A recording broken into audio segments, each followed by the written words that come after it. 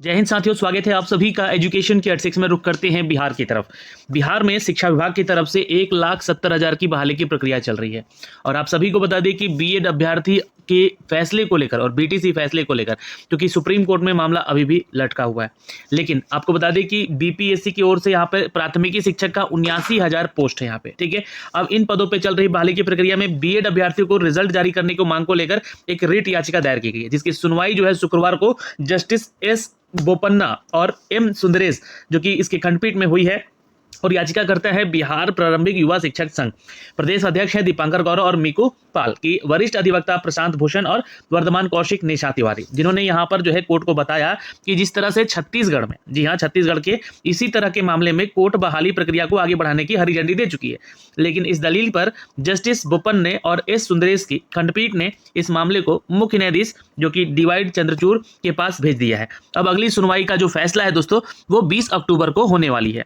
तो ये मामले तो ऐसे ही लटके रहेंगे। इस चीज को लेकर जो है बिहार शिक्षा विभाग, एजुकेशन डिपार्टमेंट चिंतित है। और कक्षा 1 से 5 तक के अभ्यर्थियों का जहां पर सरकार चाहती अगर तो यहां पर बीटीसी यानी कि जो डीएलएड वाले छात्र हैं, इनका रिजल्ट घोषित करके इनको ज्वाइनिंग करवा सकती थी। लेकिन यहां पे मामला फंस जाता बीएड अभ्यर्थियों का, क्योंकि सरकारें चाहती है यहां पर और आयोग भी चाहता है कि जो भी फैसला हो एक हित में हो और सबका साथ में रिजल्ट दिया जाए, ताकि ये नियुक्ति पत्र बांटने की जो अनुशंसा है कि सरकार ने बोला भी है कि 1 लाख से ज्यादा लोगों को हम नियुक्ति पत्र बांटेंगे, जी हाँ, गांधी मैदान में बुला।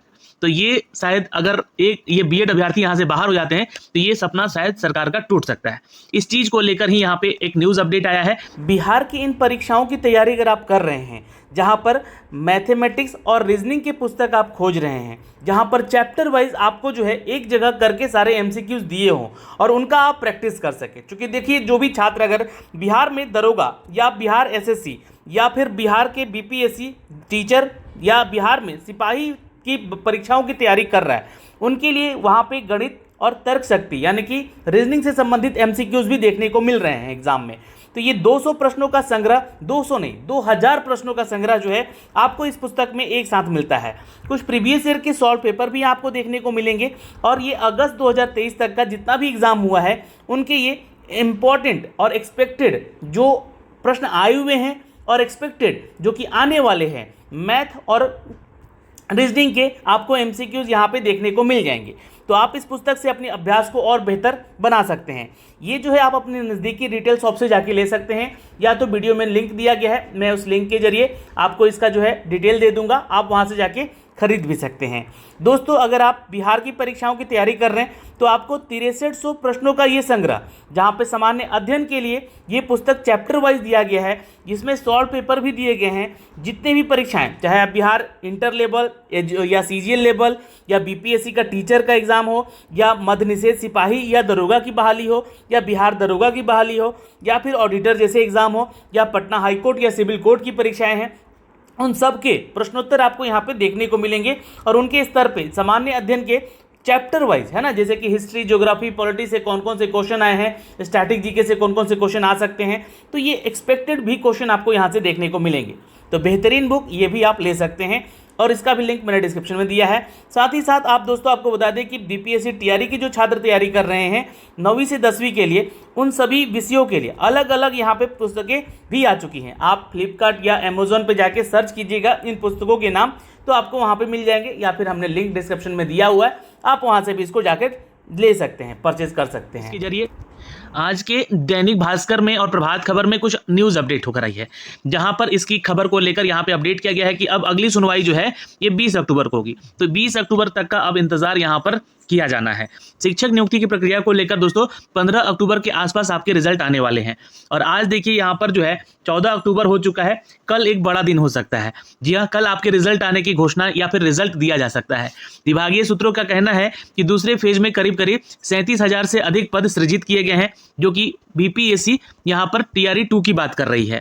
ठीक है, अब यहाँ पे आपको बता दें कि रिजल्ट जारी होने के बाद जो सीट रिक्त रहेंगे उन्हें भी सृजित पदों के साथ जोड़ दिया जाएगा।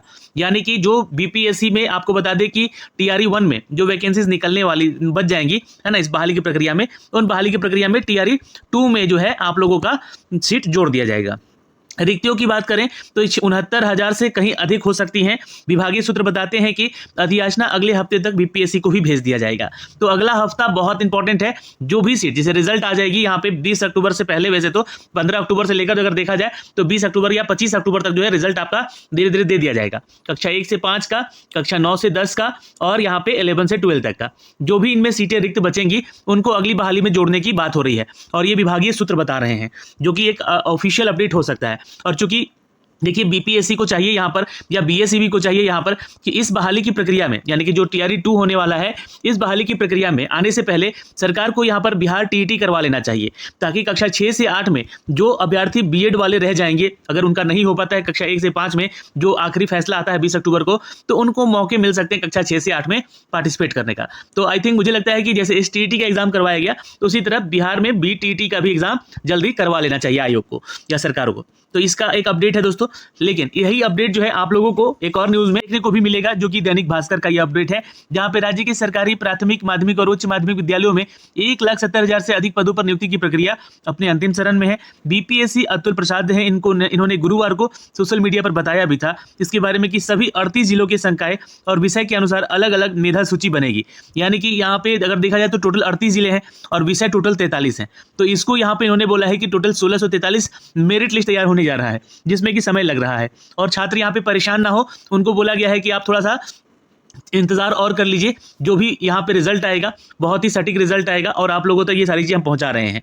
इसमें उन्होंने कहा है कि 43 मेधा सूची यहाँ पे जो है आ रही है 43 सब विषयों की, तो लिहाज है कि यहाँ से 1643 मेधा सूची तैयार रहेगी। इसमें थोड़ा समय लगेगा, 20 अक्टूबर से पहले, है ना, 20 अक्टूबर के पहले रिजल्ट का प्रकाशन कर लिया जाएगा। तो देखिए 15 अक्टूबर, फिर 16 अक्टूबर, फिर 17 अक्टूबर और अब यहाँ पे 20 अक्टूबर, यानी कि 20 अक्टूबर तक आपको इंतजार करना पड़ सकता है इन सभी के।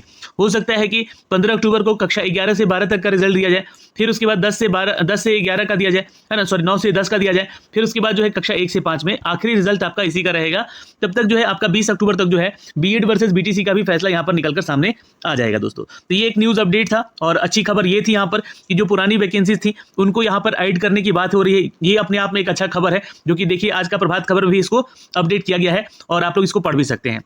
देखिए बीएड मामला है, यहाँ पर आपका बीएड अभ्यर्थियों का मामला है जो कि अब दूसरे कोर्ट में ट्रांसफर किया गया। ये मामला क्या है बीएड वर्सेस बीटीसी का, इसको थोड़ा समझ लीजिएगा। यहाँ पे बीपीएससी द्वारा प्राथमिक शिक्षक की बहाली की प्रक्रिया जो है बीएड अभ्यर्थी का रिजल्ट जारी करने की मांग को लेकर दायर याचिका को सुनवाई शुक्रवार को जस्टिस बोपन और यहाँ पर एम सुंदरेश की खंडपीठ में हुई है। अभी यहाँ पे आपको बता दें कि याचिकाकर्ता बिहार प्रारंभिक युवा शिक्षा संघ के प्रदेश अध्यक्ष दीपांकर गौरव और मीकू पाल की ओर से वरिष्ठ अधिवक्ता जो कि प्रशांत भूषण और वर्धमान कौशिक निशा तिवारी ने कोर्ट को बताया कि छत्तीसगढ़ के इसी तरह के मामले को कोर्ट में बहाली की प्रक्रिया को आगे देकर हरी झंडी दी गई है। क्योंकि ये मामला छत्तीसगढ़ का भी है, तो ऐसे में वहाँ पे जो है कक्षा 1 से 5 में, है ना, 1 से 5 में वहाँ भी एग्जाम हो चुका था, तो उनको ज्वाइनिंग जो है लेटर दिया गया है ना, जो लोग बीएड अभ्यर्थी हैं। और एक हाल ही में एक इनका फोटो भी वायरल हो रहा था छत्तीसगढ़ से, तो उसमें मैंने बताया था कि ये चीज़ें हो रही, लेकिन अभी भी वो सुप्रीम कोर्ट के आदेशानुसार उनके अधीन में है। तो ये ध्यान रखिएगा, उनका कभी भी निरस्त हो सकता है अगर एनसीटी की गाइडलाइन को उन्होंने फॉलो नहीं किया तो।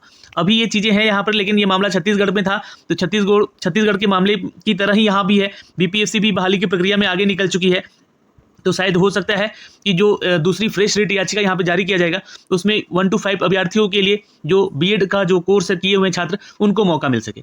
लेकिन 95% ऐसे चांसेस दिख रहे हैं ये मामला जो है बीटीसी यानी कि डीएलएड वाले छात्रों के हक में जा रहा है। तो ये चीज़ें हैं यहाँ पर, लेकिन इस दलील पर खंडपीठ ने मामले में अनिरुद्ध बोस के कोर्ट में ट्रांसफर कर दिया है। तो ये जो है फिर से उसी बेंच पर चला गया है जहाँ पर इसका मामला का सुनवाई 2 साल से चल रहा था, और लास्टली यहाँ पे जो है इन्होंने आदेश दिया, एनसीटी के 2018 के जो अध्यादेश था उसको खारिज कर दिया था और उसको वहाँ पे जो है 1 to 5 में बीएड को बाहर कर दिया था। ये वही बेंच है जहाँ पर ये मामला फिर से गया है, जहाँ पे ट्रांसफर हुआ है। अगले सप्ताह नए बेंच में केस को फिर से सुना जाएगा, जिसका इंतजार बिहार सरकार कर रही है। तो फिलहाल देखिए 20 अक्टूबर तक तो आपका जो है 1 to 5 का तो रिजल्ट नहीं आ रहा है, ये ध्यान रखिएगा। लेकिन आपका कक्षा 11 से 12 और 9 से 10th का रिजल्ट जो है आपको इस बीच में जारी कर दिया जाएगा। तो हो सकता है कि स्टेप बाय स्टेप रिजल्ट है और 25 तक जो है आपका 1 to 5 का भी यहाँ पे आपका रिजल्ट आ जाए।